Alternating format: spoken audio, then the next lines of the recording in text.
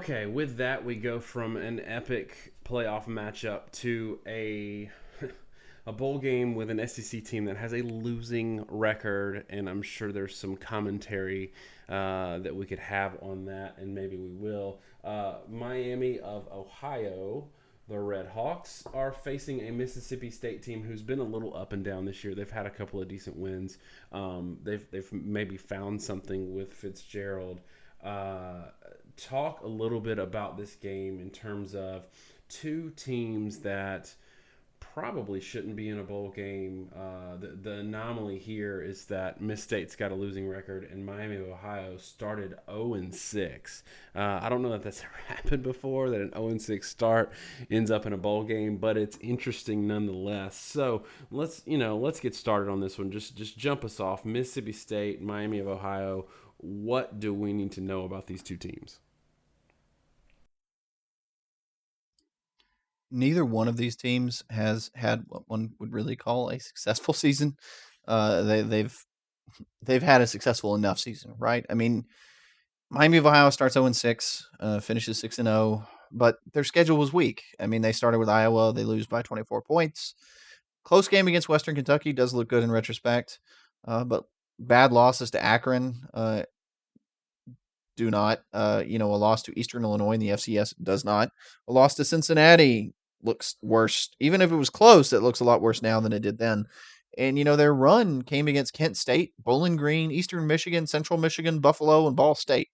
And the win by Ball State was 1 point. So, let's not stand here and say that they have a good record. They've been good enough, but it's a problem because their record's pretty darn weak when you look at the schedule of competition. Mississippi State, on the other hand, is just baffling. 1 point loss to open the season against South Alabama, beat South Carolina, lose a close game against LSU. That looks great. Beat UMass. You think they're doing well. Then they get pummeled by Auburn, lose in overtime to BYU, lose to Kentucky, survive a shootout against Stanford, and you're thinking, okay, well, maybe they aren't very good. Then they go turn around and beat Texas A&M, put up 35 points, get hyped in the Alabama game, lose 51-3. Then they lose another shootout, 58-42 to Arkansas.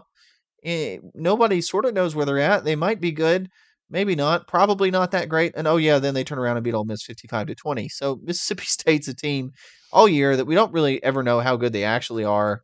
But they've done enough. And at the end of the day, they're still a team that's going to end up, even if they win the bowl game, with a losing record. So I mean that's sort of telling. I mean they're not a MAC team, but still they're a team that's going to have a losing record one way or the other. Yeah, I think it's really astonishing to think that they could win a bowl game and still finish the season with a losing record. I know that winning six in a row is impressive for any team, especially starting out 0-6. But what one of the things that kind of stands out to me, and I think you're going to touch on this a little bit, is it's hard to model this, sort of like with Washington and Alabama, in terms of not having enough data points for cross conference matchups at the end of the year. It's got to be really hard for a Miami, Ohio team going up against a Mississippi State team when you take into consideration the competition both teams have played. Talk about that a little bit, and about how, when you go to build out a model for a team like this, how it's especially hard specifically in this case. The problem with the model, like we said earlier, when you're talking about Miami of Ohio, the schedule's so weak that it's like they're playing in a different division. It's like they're a 4A school, and Mississippi State is totally on a different planet. And Miami of Ohio may have won probably games by better margins than Mississippi State has, and didn't have this huge, massive blowouts Mississippi State suffered. But the talent level is just completely incomparable, and they're so disjointed and so disconnected that there's no real proper way to model it. The, I mean, it's just they're just not connected enough. The data has no frame of reference to know what a good team in the SEC looks like compared to a good team in the MAC, but it has really no frame of reference whatsoever to know what a bad team in the SEC looks like and a bad team in the MAC. Everybody sort of throws in their own little spin. Same teams will look at the random games like Kent State against Alabama, and they'll throw a weight to it. So, if Kent State loses by X amount to Alabama, and you beat Kent State by 3 and Alabama beat them by 40, then they're gonna just sort of assume every SEC team is like 27 points better than you, and they're gonna start applying that to the transitive property, right? You beat Kent State by 10, Alabama beat Kent State by 40, so Alabama would beat you by 30, and if you beat Kent State by 10, Alabama beat them by 40, and a team beats you by 10, they're going to assume Alabama would beat that other team by 20. And that's where it starts getting weird in the second, third, fourth order things. I don't do that too much because I think it's screwy. I try to be as objective as possible and not sort of inject my own interpretation for how ranking should work. And as we know, right, South Alabama, beats Mississippi State, who beats Texas A&M. That doesn't mean Texas A&M is worse or would lose to South Alabama right now. So I don't think you can apply it. The problem is without that sort of injection into the system, interconference models tend to be very inaccurate. Yeah, and with that, I'm gonna kind of tip my hand on my thoughts on this game.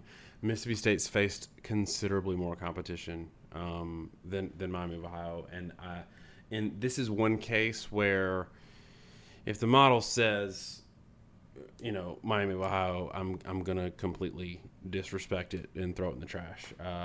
All your hard work down in flames. Because I just when the balance of schedule is this heavy, I got to give weight to the team that's seen it week in and week out. That only has a 1 game win loss difference than the team that's played nobody, and the one decent team they played in Iowa absolutely drilled them, and this is back when Iowa was about to lose to an FCS school. So, for this one, I know you got a model. I know you're going to run the model. Give me Miss State 41, Miami of Ohio 30. And with all that said, this model has it pretty much a tied game. Mississippi State 25, Miami, Ohio 26. It's actually a little closer than that when you get to decimal points.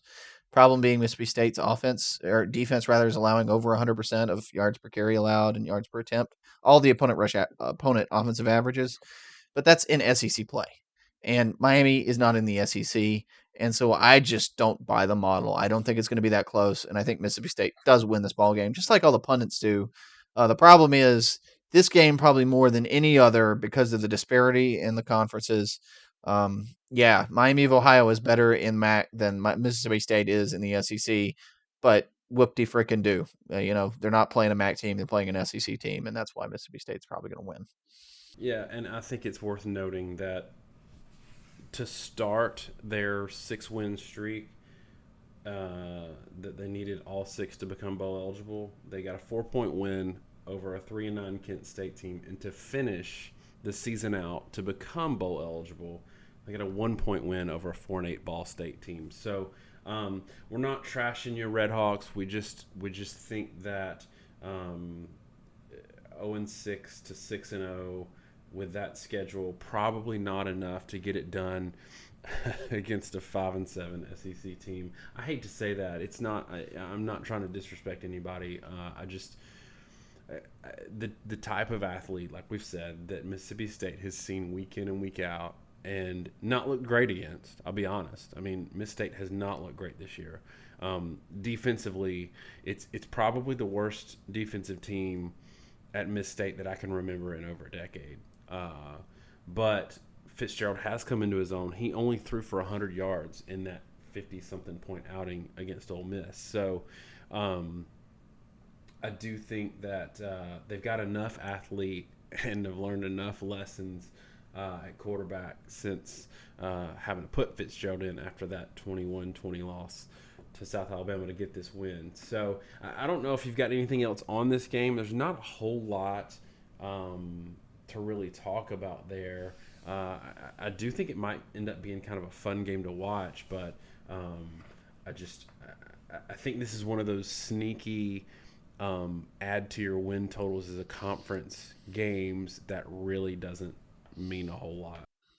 Yeah, I'd agree. I mean, I see Mississippi State winning, I don't know, 31-14, 31-17, something. It's not going to be necessarily pretty, but at the end of the day, Mississippi State, like you said, Nick Fitzgerald is actually starting to play a little bit of as a passer, playing a lot better with his arm and his legs, and that's probably enough for them to win the ball game. Period. The end of it. Not really exciting, but that's just kind of is what it is.